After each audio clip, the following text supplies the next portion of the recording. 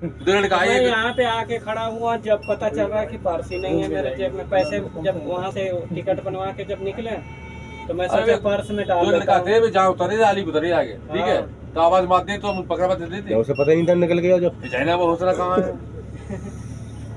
ज्यादा पैसे तो नहीं थे। ऐसे नहीं थे, एटीएम थे उसमें पड़ा। एटीएम का वो बंद वो तो करवा ब्लॉक दिया, हो जाएगा। ब्लॉक हो वो जाएगा। तो 100-200 रुपया था उसमें पड़े थे। एक सफर में जब भी निकलो इतने पैसे रखो, 2-4-500 रुपए ज्यादा नहीं। मैं अभी भी 50-50 हज़ार ले गया हूँ, 1 लाख रुपए ले गया हूँ अपने घर, वो जानते कौन कैसा है।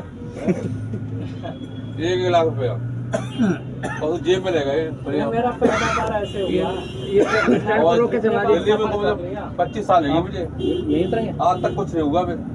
चलो अच्छी बात है, बात है भैया, जब हो जा पता वो भी हाथ ऐसे नहीं मारते, बंदा देख के हाथ मारते भी हो जा।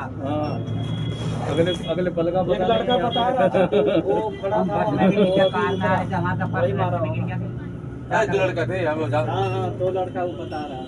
जरा आपका ये बैग संभालो। लड़की भी बड़ी मारती है। आनंद विहार लक्ष्मी नगर पे है, भद्रपुर बॉर्डर पे है लड़की। लाइट जल रहा है।